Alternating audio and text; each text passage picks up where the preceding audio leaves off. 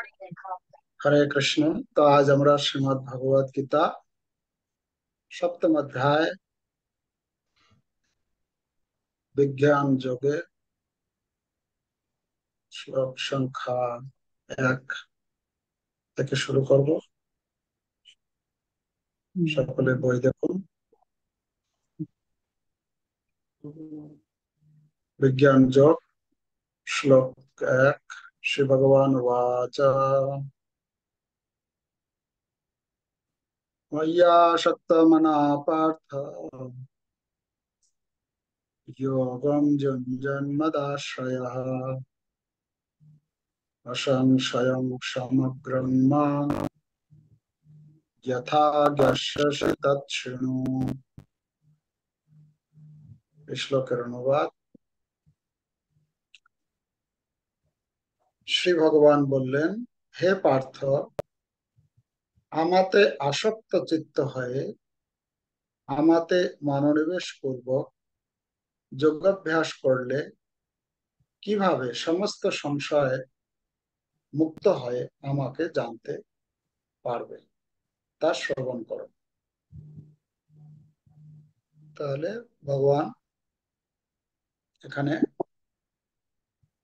সরাসরি ভগবান এই অধ্যায় শুরু হচ্ছে। ভগবান বলছেন, হে পার্থ, আমাতে আসক্ত চিত্ত, ময়্যাসক্ত মনঃ পার্থ, যোগম যুঞ্জন মতাশ্রয়। আগে আমরা যে এই পূর্ববর্তী অধ্যায়ে যে শ্লোক শেষ করেছিলাম, 47 নম্বর শ্লোক, সেখানে ভগবান বলেছিলেন যে যে আমার চিন্তন করে সর্বদা, যার মন সর্বদাই আমার চিন্তায় রত এবং মৎপরে আর ভজতে, ভজনা করা, তো সেই দুটো কথা বলছিলেন। তো এখানে এখানে সেটা দিয়েই শুরু করছেন যে মৎপর কথাটা, যে ভগবানের চিন্তা করা। এখানেও এই শ্লোকে বলছেন আমাতে আসক্ত চিত্ত, আমাতে মনোনিবেশ করবে, যোগাভ্যাস করলে কিভাবে তুমি সমস্ত সংশয় থেকে মুক্ত হয়ে আমাকে জানতে পারবে। বুঝলে, ভগবানকে জানার আগে কি করতে হবে, আমাদের সমস্ত সংশয় থেকে মুক্ত হতে হবে। সংশয় থেকে যদি মুক্ত হতে না পারি, তাহলে আমরা ভগবানকে লাভ করতে পারবো। তো কিভাবে সংশয় থেকে মুক্ত হতে পারবে সে কথা এই সপ্তম অধ্যায়ে ভগবান বলছেন। তাৎপর্য করছি আমরা। শ্রীমদ্ ভগবদ গীতায় এই সপ্তম অধ্যায়ে কৃষ্ণ ভাবনার তত্ত্ব বিশদ ভাবে বর্ণনা করা হয়েছে। ভগবান শ্রীকৃষ্ণ সর্ব ঐশ্বর্যপূর্ণ এবং তিনি এই সমস্ত ঐশ্বর্যের প্রকাশ কিভাবে করেন তা এখানে বর্ণনা করা হয়েছে। এছাড়াও শ্রীকৃষ্ণের প্রতি আসক্ত 4 ধরনের সৌভাগ্যবান মানুষ এবং কখনোই শ্রীকৃষ্ণের শরণাগত না হওয়া 4 ধরনের হতভাগ্য মানুষের কথা এই অধ্যায়ে বর্ণনা করা হয়েছে। তো এই অধ্যায়ের সংক্ষিপ্ত সার এখানে দিয়েছেন যে এই অধ্যায়ে কি বর্ণনা করা হয়েছে। এই অধ্যায়ে বর্ণনা করা হয়েছে যে এখানে বলা হচ্ছে যে ভগবানের ঐশ্বর্য,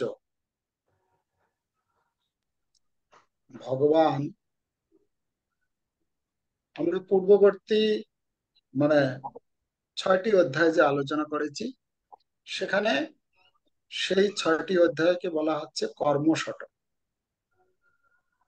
একজন ব্যক্তি কর্মের মাধ্যমে, এই কর্মযোগ অনুষ্ঠান করার মাধ্যমে কিভাবে ধীরে ধীরে ধীরে ধীরে সে এই ভগবত ভক্তি স্তরে উপনীত হতে পারে, সেই কথা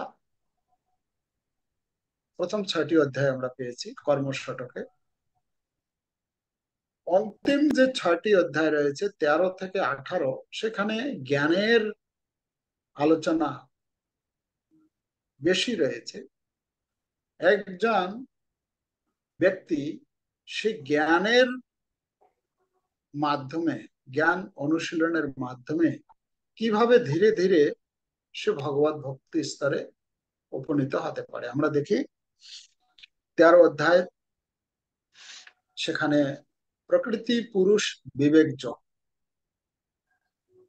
মানে এই প্রকৃতি কি, পুরুষ কে, হ্যাঁ, প্রকৃতি পুরুষের যে জ্ঞান, সেই 13 অধ্যায়ে বর্ণনা করা হয়েছে। 14 অধ্যায়ে এই প্রকৃতি 3টা গুণের দ্বারা কিভাবে সমগ্র জগৎকে পরিচালনা করছেন, প্রত্যেকটি জীব গুণের দ্বারা প্রভাবিত হয়ে কিভাবে কর্ম করে, সত্যরজতম গুণের দ্বারা।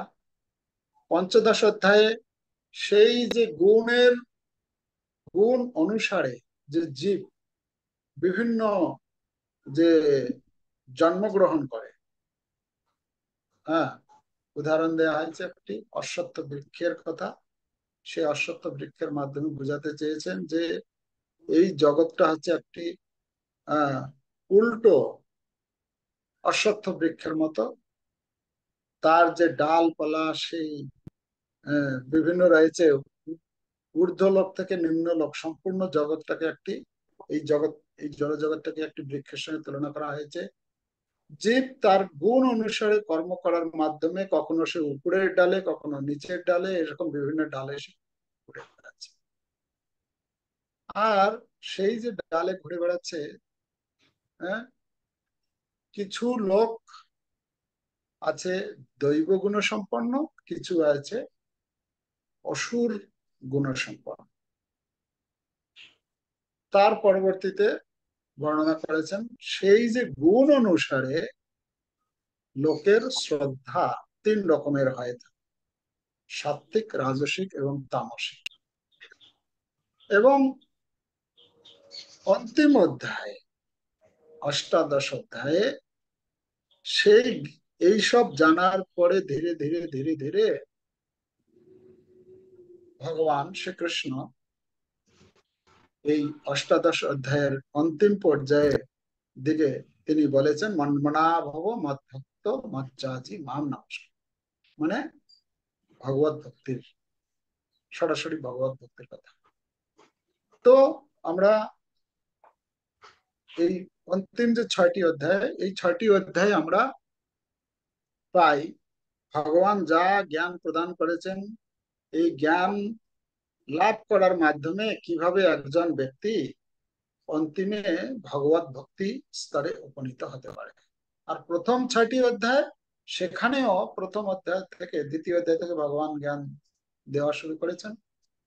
তো তিনি এই যে কর্মের কথা বলেছেন, কর্মের প্রাধান্য, কর্ম কিভাবে কর্ম করবে, নিষ্কাম কর্ম, তারপরে কর্মযোগ, অষ্টাঙ্গ যোগ, এইসব বর্ণনা করার পরে তিনি সপ্তম অধ্যায়ের অন্তিম শ্লোকে বলছেন ভগবত ভক্তির কথা। হ্যাঁ, কিভাবে একজন এই বিভিন্ন যে পন্থাগুলো রয়েছে, এই যে যোগশিড়ি, এই যোগশিড়ি কিভাবে ধীরে ধীরে একজন অন্তিমে ভগবত ভক্তিতে উপনীত হতে পারে। আর মধ্যবর্তীতে যে 6টি অধ্যায়, এই 6টি অধ্যায়ে সরাসরি ভগবত ভক্তির কথা ভগবান বর্ণনা করেছেন, সপ্তম অধ্যায় থেকে দ্বাদশ অধ্যায় পর্যন্ত, যেখানে ভগবানের এই কৃষ্ণ ভাবনামৃত, এই কৃষ্ণ ভাবনামৃতের তত্ত্ব বিশদ ভাবে বর্ণনা করা হয়েছে। ভগবান শ্রীকৃষ্ণ যে সর্ব ঐশ্বর্যপূর্ণ, মানে ভগবান থেকে সবকিছুর উৎপত্তি, ভগবান সবকিছুর মালিক, হ্যাঁ, সেই কথা আমরা এই সপ্তম অধ্যায় থেকে দ্বাদশ অধ্যায়ের মধ্যে পাব। এবং 4 ধরনের ব্যক্তি ভগবানের শরণাগত হয়, আর 4 ধরনের ব্যক্তি ভগবানের শরণাগত হয় না, যাদেরকে বলা হচ্ছে হতভাগ্য মানুষ। তো এই কথাগুলি সপ্তম অধ্যায়ে বর্ণনা করা হয়েছে। তো আমরা এই সপ্তম অধ্যায় থেকে খুব মনোযোগিতার সঙ্গে অধ্যয়ন করব কিভাবে ভগবান এখানে এই সরাসরি ভগবত ভক্তির পন্থা আমাদেরকে প্রদান করেছে। ভগবত গীতার প্রথম 6টি অধ্যায়ে বর্ণনা করা হয়েছে যে জীবের স্বরূপ হচ্ছে তার চিন্ময় আত্মা এবং বিভিন্ন যোগ সাধনার মাধ্যমে প্রাপ্ত আত্ম উপলব্ধির ফলে সে চিন্ময় স্তরে উন্নীত হতে পারে।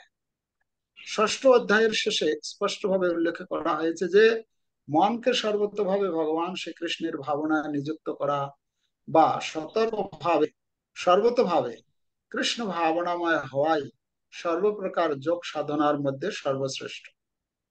মনকে সর্বতভাবে মাধ্যমে তত্ত্বকে সম্পূর্ণরূপে উপলব্ধি করা যায়, অন্য আর কোনো উপায়ে তা সম্ভব নয়। নির্বিশেষ ব্রহ্মজ্যোতি অথবা অন্তর্যামী পরমাত্মা উপলব্ধি উপলব্ধি পরম তত্ত্বের পূর্ণ জ্ঞান নয়, কেননা তা হচ্ছে আংশিক উপলব্ধি। শ্রীকৃষ্ণের পূর্ণ ও বিজ্ঞানসম্মত জ্ঞান এবং কৃষ্ণ ভাবনাময় মানুষের কাছে কি হলো শ্রীকৃষ্ণের পূর্ণ ও বিজ্ঞানসম্মত জ্ঞান এবং কৃষ্ণ ভাবনাময় মানুষের কাছে সবকিছুই প্রকাশিত হয়। সম্পূর্ণভাবে কৃষ্ণ ভাবনামৃত লাভ করার ফলে ভগবান শ্রীকৃষ্ণকে সংশয়াতীত ভাবে পরম জ্ঞান রূপে অবগত হওয়া যায়। বিভিন্ন প্রকার যোগ কৃষ্ণ ভাবনা অর্জনের পথে বিভিন্ন পদক্ষেপ মাত্র। সরাসরি ভাবে কৃষ্ণ ভাবনার পন্থা অবলম্বন করলে স্বাভাবিকভাবেই ব্রহ্মজ্যোতি ও পরমাত্মা সম্বন্ধে অবগত হওয়া যায়। কৃষ্ণ ভাবনাময় ভক্তিযোগ অনুশীলন করার মাধ্যমে সবকিছুই পরিপূর্ণরূপে জানতে পারা যায়, অর্থাৎ পরম তত্ত্ব, জীব, জড় প্রকৃতি এবং তাদের বিভিন্ন প্রকাশ সম্বন্ধে জানা যায়। তাই ভগবত গীতার ষষ্ঠ অধ্যায়ে শেষ শ্লোকের নির্দেশ অনুসারে যোগের অনুশীলন শুরু করা উচিত। নববিধা ভক্তির মাধ্যমে মনকে পরব্রহ্ম শ্রীকৃষ্ণের ধ্যানে মগ্ন করা যায়, যার মধ্যে সর্বপ্রথম ও সবচেয়ে গুরুত্বপূর্ণ হচ্ছে শ্রবণম। ভগবান তাই অর্জুনকে বলেছেন তৎশৃণু, অর্থাৎ আমার কাছ থেকে শ্রবণ। ভগবান শ্রীকৃষ্ণের চেয়ে নির্ভরযোগ্য আর কেউ নেই, আর তাই তার কাছ থেকে শ্রবণ করার মাধ্যমে এই জ্ঞান আহরণ করলে যথাযথভাবে কৃষ্ণ ভাবনাময় হয়ে ওঠার শ্রেষ্ঠ সুযোগ লাভ করা যায়। তাই এই জ্ঞানের শিক্ষা সরাসরি শ্রীকৃষ্ণের কাছ থেকে বা শ্রীকৃষ্ণের শুদ্ধ ভক্তের কাছ থেকে লাভ করতে হয়। কেতাবী বিদ্যার অহংকারে মত্ত অভক্ত ভুইফোর কাছ থেকে নয়। শ্রীমদ ভাগবতে প্রথম স্কন্ধের দ্বিতীয় অধ্যায়ে পরম তত্ত্ব পরমেশ্বর ভগবান শ্রীকৃষ্ণকে উপলব্ধির এই পন্থা বর্ণনা করে বলা হয়েছে, শূন্যতাংশ কথা কৃষ্ণ পূর্ণ শ্রবণ কীর্তন হৃদন্তস্থো হি অভদ্রাণি বিধুনোতি সুরক্ষতাম নষ্ট প্রায়েষু অভদ্রেষু নিত্যং ভাগবত সেবয়া ভগবতে উত্তম শ্লোকে ভক্তির্ভবতি নৈষ্ঠিকী তদা রজস্তমো ভাবা কামলোভोदयश्च যে चेतैतैरणाविध्यं स्थितं सत्ये प्रसीदति एवं प्रसन्न मनुष्यो भगवत भक्ति जोगतः भगवत तत्व विज्ञानम मुक्त संघर्ष जायते विद्यते हृदय ग्रंथि छिन्नन्ते सर्व संशयाः क्षीयन्ते चास्य कर्माणि दृष्टा एवात्मनीश्वरे। বৈদিক শাস্ত্র থেকে ভগবান শ্রীকৃষ্ণের কথা শ্রবণ করলে অথবা ভগবত গীতা থেকে স্বয়ং ভগবানের শ্রী মুখনিসৃত বাণী শ্রবণ করলে কল্যাণ হয়। কেউ যখন কৃষ্ণ কথা শ্রবণ করেন তখন সকলের অন্তরে বিরাজমান ভগবান শ্রীকৃষ্ণ পরম বন্ধুর মতো তার হৃদয়কে সমস্ত কলুষ থেকে মুক্ত করেন। এভাবেই ভক্তের হৃদয়ে সুপ্ত পারমার্থিক জ্ঞানের বিকাশ হয়। শ্রীমৎ ভাগবত ও ভগবত ভক্তের কাছ থেকে তিনি যত কৃষ্ণ কথা শোনেন, ততই তার অন্তরে ভাগবত ভক্তি সুদৃঢ় হয়। ভাগবত ভক্তি বিকশিত হওয়ার ফলে রজগুণ ও তমগুণ থেকে মুক্তি লাভ হয় এবং এভাবেই কাম আদি রিপুসমূহ অন্তর্হিত হয়। এই সমস্ত কলুষ সম্পূর্ণভাবে দূরীভূত হওয়ার ফলে ভগবত ভক্ত তখন শুদ্ধ সত্যে অধিষ্ঠিত হন। তিনি তখন আন্তরিকভাবে ভগবত সেবায় উজ্জীবিত হন এবং পরিপূর্ণরূপে ভগবত তত্ত্ব বিজ্ঞান উপলব্ধি করেন। এভাবে ভক্তিযোগ সাধন করার ফলে জড় আসক্তির গ্রন্থি ছিন্ন হয় এবং তখন অচিরেই অসংশয়ম সমগ্রম স্তরে উপনীত হওয়া যায়, অর্থাৎ পরম তত্ত্ব বা পরমেশ্বর ভগবান শ্রীকৃষ্ণের সম্বন্ধে অবগত হওয়া যায়। তাই পরমেশ্বর ভগবান শ্রীকৃষ্ণ অথবা কৃষ্ণ ভাবনাময় ভক্তের কাছ থেকে শ্রবণ করলেই কেবল কৃষ্ণ তত্ত্ব বিজ্ঞান বুঝতে পারা যায়। তাহলে এখানে খুব সুন্দরভাবে বর্ণনা করা হচ্ছে যে ভগবান শ্রীকৃষ্ণ এখানে তুলে ধরেছেন। এই শ্লোকে আমরা যে গুরুত্বপূর্ণ বিষয়টা দেখছি সেটা হচ্ছে কি, তৎশৃণু। ভগবান যে বলছেন ময়্যাসক্ত, হ্যাঁ, এই শ্লোকের যে প্রথম যে শব্দ ভগবান বলছেন যে ময়্যাসক্ত মনাপার্থ, মই আসক্ত, মই মানে আমাতে, আসক্ত মানা মানে ভগবানের প্রতি আসক্ত হওয়ার কথা বলছে, মনকে আসক্ত করতে হবে। তাহলে সেটা কি করলে করা যাবে? ময়াসক্ত হলে, ময়াসক্ত হওয়ার মাধ্যমে কি হবে? ভগবানের সঙ্গে যুক্ত হওয়া যাবে এবং ভগবানের আশ্রয় গ্রহণ করার কথা বলা হচ্ছে। তো তাহলে কি হবে? অসংশয়ম সমগ্র, সমস্ত সংশয় কি হয়ে যাবে? দূরীভূত হয়ে যাবে।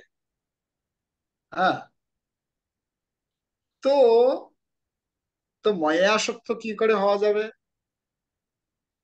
বা যুক্ত কি করে হওয়া যাবে ভগবানের সঙ্গে, বা ভগবানের আশ্রয় কি করে গ্রহণ করা যাবে?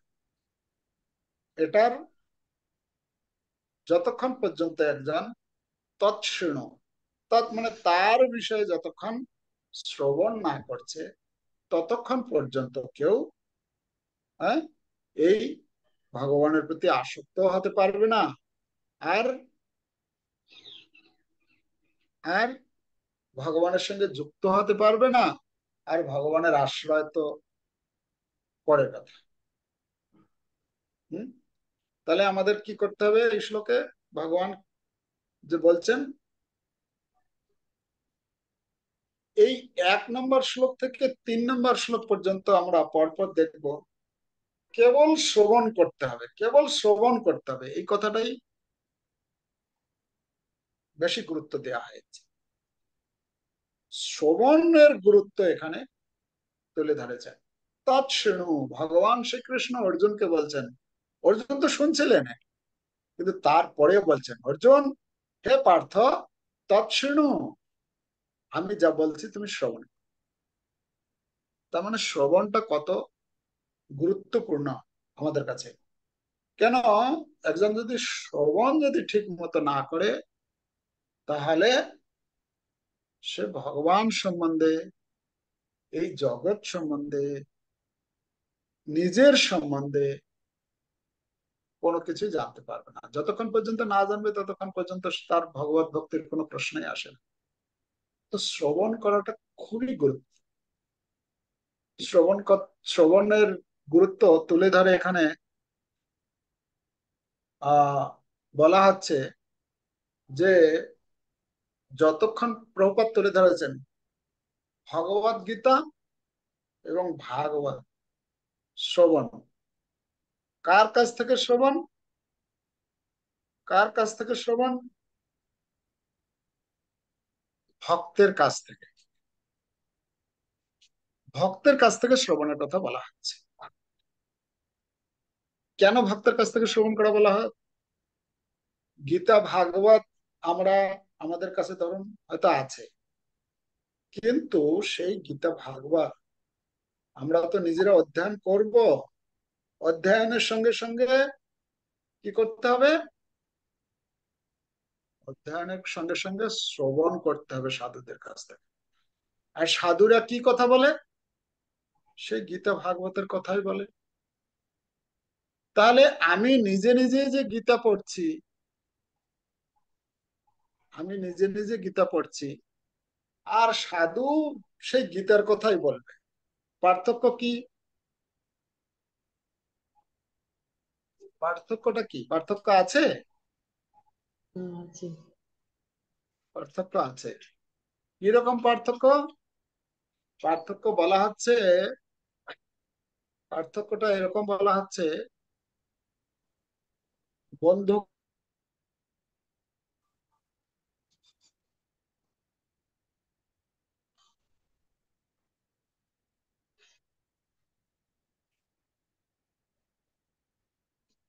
বন্দুকের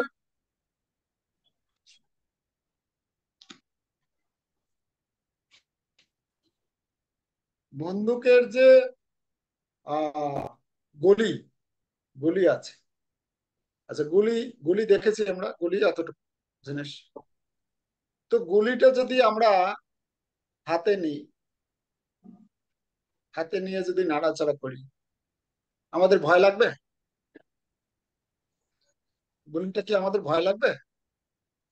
গুলিটা আমরা হাতে নিচ্ছি, এটা কোনো ভয় লাগবে? ভয় লাগবে না। কিন্তু ওই গুলিটা যদি বন্দুকের ভেতরে ঢুকিয়ে যদি আপনাকে যদি দেখানো হয়, ভয় লাগে। তাহলে ভয় লাগবে? লাগবে তো। হ্যাঁ। আর যদি ওই গুলিটা যদি একজনকে যদি ছুঁড়ে মারা হয়, কত, কতটা তার মানে ক্ষতি হতে পারে, গায়ে লাগবে। এতটুকু না কেন, গুলিটা তো ছোট্ট একটা জিনিস, কিন্তু ওই গুলিটা যদি বন্দুকের ভেতরে প্রবেশ করিয়ে যদি বন্দুকের সেই নলটা দিয়ে যদি বেরিয়ে যায়, গিয়ে যদি কাউকে লাগে, তাহলে কি হবে? মরে যেতে পারে। কি হবে? মরে যাবে। তো সে তেমনই হচ্ছে, গীতা ভাগবত যখন আমরা পড়বো, আমরা কিছুটা কিছুটা অবশ্যই আমরা সেখান থেকে লাভবান হব। কিন্তু সাধু যদি আমাদের কাছে সুযোগ থাকে, সাধু কাছ থেকে শ্রবণ করা, ভক্তের কাছ থেকে শ্রবণ করা, তাহলে সেটা আমাদেরকে অবশ্যই শ্রবণ করা উচিত। কেন? যদিও সেই সাধু ওই গীতার কথাই বলবেন, ওই ভাগবতের কথাই বলবেন, ওই ভগবানের কথাই বলবেন, কিন্তু তাহলেও সেইটা কিসের মতো কাজ করবে? সেটা সেই বন্দুকের, হ্যাঁ, বন্দুকের ভেতর দিয়ে নল দিয়ে বেরিয়ে আসা সেই গুলির কাজ। আমরা এখানে, এখন আমি গঙ্গাসাগরে আছি। গঙ্গাসাগরে এখানে আছে কপিল দেব ভগবান, কপিল মুনি আশ্রম। কপিল মুনির তার মাতা দেবহূতিকে তিনি বলেছেন, হে মাতা, তো তার মা যখন বললেন যে আমার কি করে উদ্ধার হবে, আমি কি করে, আমি তো পুরো এই সংসার, সংসারের প্রতি আসক্ত হয়ে আছি, কি করে আমি উদ্ধার লাভ করব? তখন কপিল দেব ভগবান বলছেন, শতাং প্রসঙ্গাত মম বীর্য সংবিদো ভবন্তি হৃৎকর্ণরসায়না কথা তজ্জোষণাদাস্বপবর্গবর্ত্মনি শ্রদ্ধারতির ভক্তি অনুক্রমিষ্যতি। তিনি বলছেন, হে মাতা, তুমি কি করবে? শতাং, শতাং মানে সাধুদের কাছে যাবে। সাধুদের কাছে যাবে। ভগবান নিজে জ্ঞান দিচ্ছেন, ভগবান বলছেন কি করে এই জগৎ থেকে নিরাসক্ত হওয়া যায়। একদম শ্রীমৎ ভাগবতমের মানে আহ কয়েকটা অধ্যায় পর পর এই কপিল দেব দেবহূতি প্রসঙ্গ রয়েছে। তো ভগবান কি বলছেন, যে হে মাত, তুমি সাধুদের কাছে যাবে। শতাং, শতাং মানে সাধুদের কাছে যাবে। সাধুদের কাছে গিয়ে কি করবে, প্রসঙ্গাত মমবীর্য, কি প্রসঙ্গ শুনবে সাধুদের কাছে গিয়ে? ওই ঘরের কথা, গ্রামের কথা, রাজনীতির কথা না। বলছেন কার কথা বলবে, কার কথা শুনবে? মম বীর্য। ভগবান বলছেন মম বীর্য মানে আমার বীর্যবতী কথা। ভগবানের কথা হচ্ছে বীর্যবতী কথা। কিন্তু সেটা কখন বীর্যবতী হবে, যদি সেটা সাধুদের মুখ থেকে বেরিয়ে আসে। সেটা আমাদের হৃদয়ের রূপ, সেই স্টোন মানে কি বলে, হৃদয়ে যে পাষাণ হৃদয়, পাষাণ হৃদয়ে কি করবে, আঘাত হানবে। তখন আমার নিজেকে ধিক্কার মনে হবে এবং আমি কি করে এই ভগবত ভক্তি অনুশীলন করব, সেই সম্বন্ধে আমার আগ্রহ, রুচি জন্মাবে। শতাং প্রসঙ্গাত মম বীর্য সংবিত, মম বীর্য সংবিত ভবন্তি হৃৎকর্ণ, ভবন্তি হৃৎকর্ণ, হৃদয়ে যাবে, নিতে হবে সেই কথাটা। কিভাবে নিতে হবে, হৃৎকর্ণ, কর্ণের দ্বারা, কান দিয়ে সেই কথাটা ভেতরে ঢুকিয়ে হৃদয়ে নিয়ে যেতে হবে। তো হৃদয়ে কখন যাবে, আমাদের অনেক সময় আমরা শ্রবণও করি। এই এখনই কথা হচ্ছিল, আমাদের আহ দুই তিনজন মহারাজ ছিলেন, ওই আহ, কথা বলছিলাম ওখানে, ভক্তি বিজয় ভাগবত সিং মহারাজ, আহ, ভক্তি আশ্রয় বৈষ্ণব সিং মহারাজ, আহ, ভক্তি গৌরব নারায়ণ সিং মহারাজ, দেবকীনন্দন প্রভু, কুন্দ মাধব প্রভু, আরো কয়েকজন ছিলেন। তো কথা কথা প্রসঙ্গে বলছেন যে বৈষ্ণব মহারাজ ওনার ক্লাস আছে। তো দেবকীনন্দন প্রভু বলছেন উনি এক জায়গায় যাবেন, কপিল মুনি আসবে। তো বলছেন ক্লাস আছে। তো উনি বলছেন যে আরে এই অনলাइन ক্লাस जो है ना, ये মানে বলছেন যে এরকম, বলে मैं भी शुरू किया था ये করোনা के समय। তো উনি বলছেন যে কতজনকে আমি দেখি ক্লাস শুনছে, আর সেই সঙ্গে সঙ্গে তারা কেউ হয়তো রান্না করছে, কেউ হয়তো আর কিছু করছে, কেউ আর কিছু করছে। তো উনি বলছেন আরে সব বেকার হ্যাঁ। তো মানে একটু অসন্তুষ্ট প্রকাশ করলেন। তো এখানে যে কথাটা যেটা আমি বলতে চাইছি, যে কথা শুনতে হবে কি দিয়ে, কান দিয়ে। নিতে হবে কোথায়, রাখার জায়গাটা কোথায়? হুম। অনেক সময় আমরা এই কান দিয়ে ঢুকাই, এই কান দিয়ে বের করে দিই, তাই না? বা কেউ হয়তো কান দিয়ে ঢুকায়, ওই কথাটা শুনলো, ভালো লাগলো, ওইটা মুখ দিয়ে আরেকজনকে বলে বের করে দেবে। হ্যাঁ, অনেকে ক্লাস শুনে শুধু কিসের জন্য, আমি যাতে ভালো বলতে পারি, ঠিক আছে, তার জন্য। হ্যাঁ, তার জন্য আমি শুনবো ভালো করে, শুনে আমি মুখ দিয়ে বের করবো না। বলছে ওটাও হলো না। কি করে, এখানে কপিল দেব ভগবান কি বলছেন, কপিল দেব ভগবান বলছেন ভবন্তি হৃৎকর্ণ রসায়ন কথা। এই রসায়ন, রসায়ন মানে কি, আমাদের কোনো যখন শরীর অসুস্থ হয়, দুর্বল হয়, তখন আমাদেরকে ডাক্তার লিখে দেয় না রসায়ন। আগেকার দিনে ওই কি বলে, আয়ুর্বেদিক ডাক্তাররা রসায়ন দিত।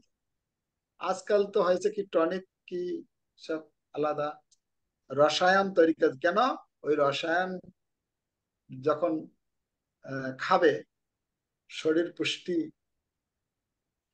পুষ্টি লাভ করবে, এবং রোগ যেটা সেটা ধীরে ধীরে কেটে যাবে। তো এই কৃষ্ণ কথারূপ যে রসায়ন কানের মাধ্যমে প্রবেশ করিয়ে কোথায় রাখতে হবে? মনে। হৃদয়ে। হ্যাঁ, হৃদয়ে রাখতে হবে। হৃদয়ে রাখলে কি হবে? হৃদয়ে যখন রাখা হবে তখন হৃৎকর্ণ রসায়ন কথা তজ্জোষণাৎ আশু অপবর্গ বর্তমান। হৃদয়টা কি হয়ে যাবে? তখন পরিষ্কার হয়ে যাবে। হ্যাঁ, আমার ভগবত ভক্তিটা পুষ্টতা হবে। আর কি হবে? ধীরে ধীরে আমার শ্রদ্ধা শ্রদ্ধা জাগবে। শ্রদ্ধা জাগবে মানে, শ্রদ্ধা মানে ভগবানের প্রতি বিশ্বাস। হ্যাঁ, ভগবানের প্রতি বিশ্বাস, কৃষ্ণ ভক্তি করলে সবকিছু হয়ে যাবে। হ্যাঁ, শ্রদ্ধা, রতি, ভক্তি, অনুক্রমেশতি, মানে রাতারাতি হবে না। আমি আজকে শুনলাম, আমার রাত, আমি কালকে চিন্তা করি, কই আমার তো কিছুই হলো না, আমি শুনছিলাম এই কথা শুনলেই নাকি অনেক কিছু এইসব হয়ে যাবে, অষ্টসাত্ত্বিক বিকার এসে যাবে, কই কি আমার তো কিছুই হচ্ছে না।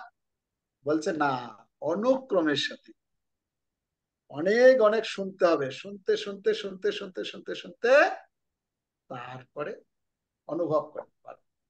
সেই কথা এখানে বলছেন, প্রপাত তাৎপর্য তুলে ধরেছেন। শৃণ্বতাংশ কথা কৃষ্ণ পুণ্য শ্রবণ কীর্তন। হ্যাঁ, তাৎপর্য বলছেন, পুণ্য শ্রবণ কীর্তন, পুণ্যবতী কথা, ভগবানের কথা বারবার শুনতে হবে, বারবার শুনতে হবে। যদি বারবার আমরা শুনি, পুণ্য শ্রবণ কীর্তন হৃদয়ন্তস্থ হি অভদ্রাণী, অভদ্র গুলো যে আমাদের ভেতরে রয়েছে, এই অভদ্র গুলো কি হবে? ধীরে ধীরে ধীরে ধীরে পরিষ্কার হবে। অভদ্রাণী বিধুনতি সুরিচ্ছতা। তারপরে বলছেন, নষ্ট প্রায়শু, যদি এভাবে করতে থাকি, প্রায় আমাদের অভদ্রগুলো নষ্ট হয়ে যাবে।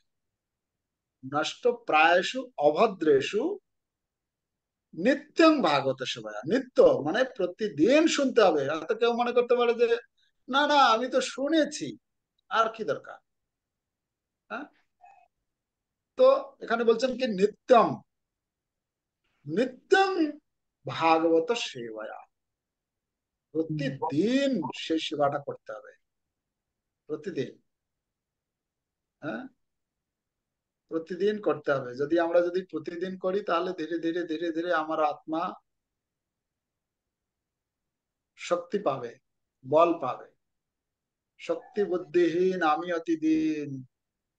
হ্যাঁ, আমার শক্তি নেই, বুদ্ধি নেই, হে গুরুদেব আপনি আমাকে শক্তি প্রদান করুন। হ্যাঁ, তো তো বলা হচ্ছে কি, যে আহ, তখন কি হবে? যখন আমাদের অভদ্রগুলো দূরীভূত হবে, তখন তারপরে বলছেন, ভগবতী উত্তম শ্লোকে, ভগবতী মানে ভগবানের প্রতি কি হবে? ভক্তির ভবতী, নৈষ্ঠিকী ভক্তির উদয় হবে, নিষ্ঠা, নিষ্ঠা উৎপন্ন হবে। হচ্ছে আদৌ শ্রদ্ধা, আদৌ শ্রদ্ধা যখন আমার ভিতরে জন্মাবে, তখন কি হবে? সাধু সঙ্গ করার ইচ্ছা জাগবে সবসময়। আর সাধু সঙ্গ করতে করতে কি হবে? আমার অনর্থ নিবৃত্তি, এই অভদ্রগুলো দূরীভূত হবে, অনর্থ নিবৃত্তি হবে।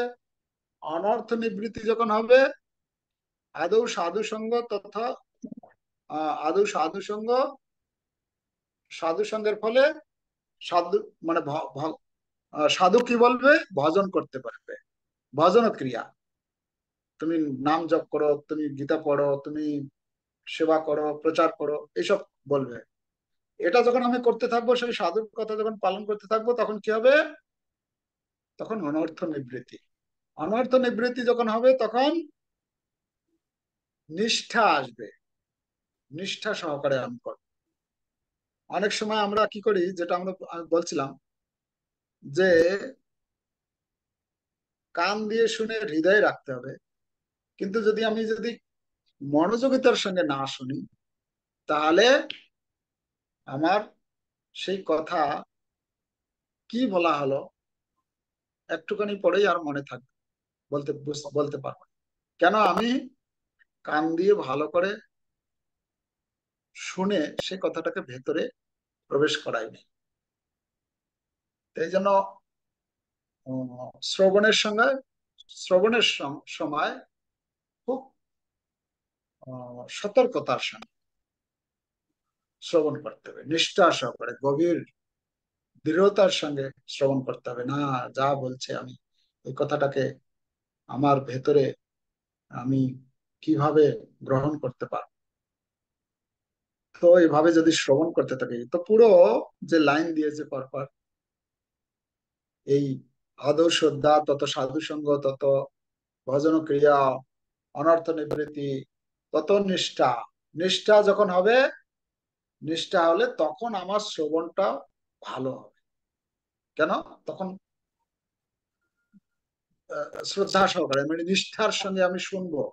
নিষ্ঠার সহকারে যখন শুনতে থাকবো, তখন আমার রুচি উৎপন্ন হবে ভগবত ভক্তিতে। রুচি, রুচি যখন হবে, এই রুচিটা আরো ঘনীভূত গাঢ় হয়ে গেলে সেটা হবে আসক্তি। রুচি আর আসক্তি, রুচির পরবর্তী স্টেজ হচ্ছে আসক্তি। আসক্তি মানে সেইটা ছাড়া, বলে না যে তোমার ওই জিনিসটার প্রতি খুব আসক্তি। হ্যাঁ, এরকম কথা প্রসঙ্গে বলে আসক্তি মানে ওইটা ছাড়া সে ভালোই লাগে না তার। তো ওটা হচ্ছে আসক্তি।